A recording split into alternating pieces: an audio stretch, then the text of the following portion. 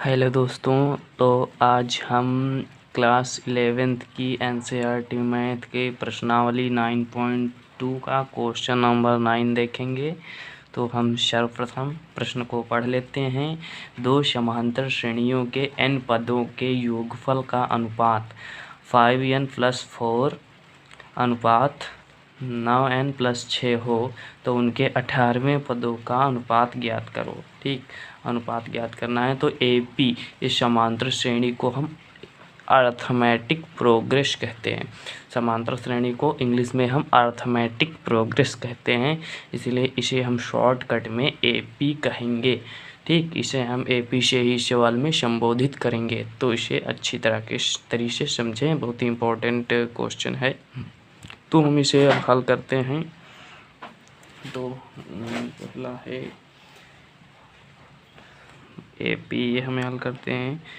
AP के n पदों का योगफल, यहाँ पे हम पहले ऐड कर लेंगे क्योंकि दो AP हैं। यहाँ पे ये एक AP, तो पहले AP के n पदों का योगफल बट्टे में दूसरे AP के n पदों का योगफल, दूसरे AP के n पदों का योगफल, दूसरे AP के n पदों का योगफल बराबर हमें दिया है 5n+4 अनुपात का मतलब बट्टा, तो 9n+6 ये हम कर देंगे। ये इतना करने के बाद हमें दिया है हो तो उनके 18वें पदों का अनुपात ज्ञात करो। तो उनके 18वें पदों का अनुपात ज्ञात करना है। ठीक, ये हम इतना यहाँ पे कर लेते हैं और यहाँ पे आगे कम्प्लीमेंट लगाएंगे, क्योंकि बीच में यहाँ जब बीच में बराबर लगा होता है तो हम इधर कम्प्लीमेंट लगाते हैं। ये कम्प्लीमेंट का चिन्ह होता है। AP के n पदों का योगफल का सूत्र आपको पता होना चाहिए।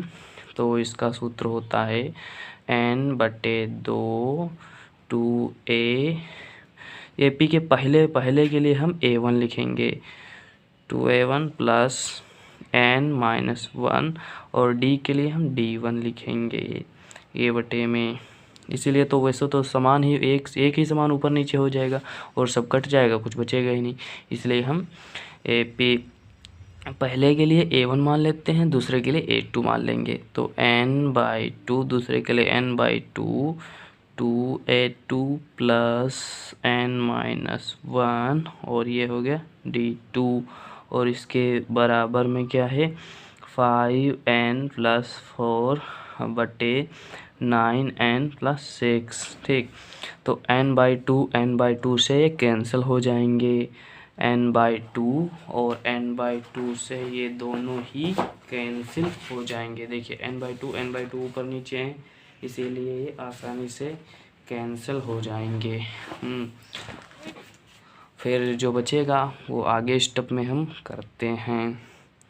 क्या बचेगा फिर 2a1 + n-1 D1, ये D1। ठीक, और इसके बटे में बचेगा 2a2 + n-1 D2, ये 5n+4 और 9n+6। इसे हम समीकरण नंबर 1 दे देते हैं। अब ये देखिए, तो उनके देखिए ये क्वेश्चन देखिए, तो उनके 18वें पदों का अनुपात क्या थी। 18वें पदों का अनुपात तो हम लिखेंगे पहले AP, यहाँ से हम स्टार्टिंग करेंगे। पहले AP के 18वें पदों का अनुपात, पहले AP के 18वें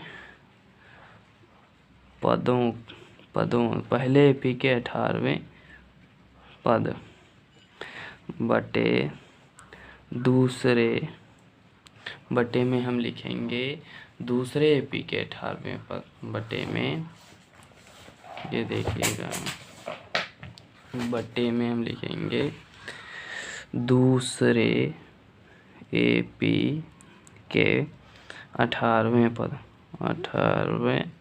पद दूसरे AP के 18वें पद। ठीक, इसके बराबर तो कुछ है नहीं जो हम लिख दें, इसके बराबर में हमें कुछ दिया नहीं है, तो AP के 18वें पद, वो 18वें पद वाला जो है सूत्र वो हम यहाँ पे अप्लाई कर देंगे। तो A प्लस 18 है तो 18 माइनस 1 इंटू D। ठीक, और A1 की कर देंगे यहाँ पे, और A2 यहाँ पे कर देंगे A2। ठीक, A1 A2 कर देंगे, A2 प्लस 18 और यहाँ पे D1 कर देंगे 18 माइनस 1। ठीक, और ये हो गया D2। ठीक, ये हो गया आपका D2, ये इतना D2 हो गया, ये आपका हो गया D2। तब समीकरण, ये आपका जो D2 है, ये इसको हम समीकरण 2 मान लेते हैं। ठीक है, D2 को हम क्या मान लेते हैं, समीकरण 2। तो आप आगे देखिए समीकरण 2, तब समीकरण 2, अब देखिए समीकरण 1 आपका कौन है, समीकरण 1 आपका ये समीकरण 1 रहा। समीकरण 1 में हम n का मान रखेंगे, n का मान अभी हम निकालने के लिए बताएंगे। n बराबर, n का मान इस समीकरण 1 में रखेंगे। ठीक, ये समीकरण 1 रहा आपका। इधर देखिए, अब समीकरण 1 यहाँ पे हम नोट कर लेते हैं ताकि हमें बार बार कॉपी पलटनी ना पड़े। तो समीकरण 1 हमें यहाँ पे अच्छे से नोट कर लेते हैं। 2A1 plus n-1 into D1 बटे 2A2 प्लस n-1 D2।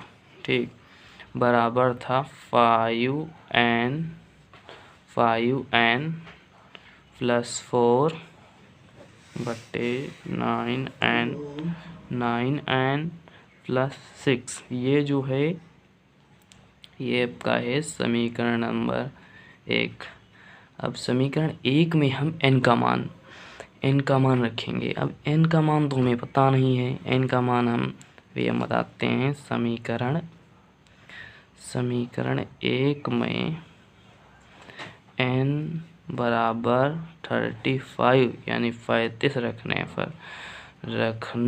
पर ये 35 कहाँ से आया, अब यही तो रहस्यमय बात है। 35 आया कहाँ से, ये 35 इधर देखिए क्वेश्चन में आपको दिया है 18वें पद का अनुपात। तो 18वें का दुगुना हम करेंगे, 18 दूनी 36, 18 को दोगुना होता है 36, 36 से 1 निकाल देंगे तो 35।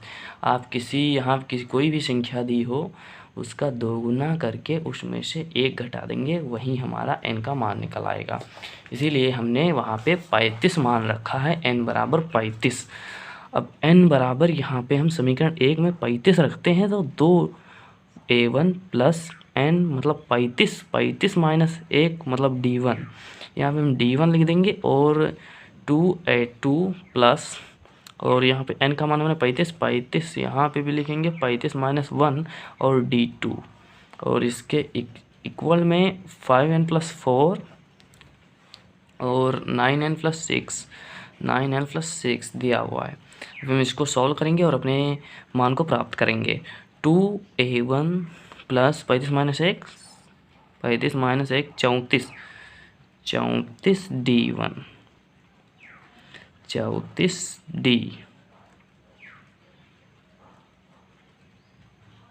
D1 2A2 प्लस 34 D2 बराबर 5n प्लस 4 9n प्लस 6। ठीक, ये 9n प्लस 6। अब यहाँ पे देखिएगा, यहाँ पे हम 2 को लेंगे कॉमन तो A1 बचेगा, और 2 को जो हम कॉमन लेंगे तो 34 से 2 हम कॉमन लेंगे तो यहाँ पे बचेगा 17 D1। और यहाँ से हम भी 2 कॉमन लेंगे 2 कॉमन यहाँ से भी हम लेंगे तो यहाँ पे बचेगा A2 प्लस 17D2, तो ये आ जाएगा 5n प्लस 4 बटे 9n प्लस 6। 2 से 2 कट गया तो आगे क्या बचेगा a प्लस 17d।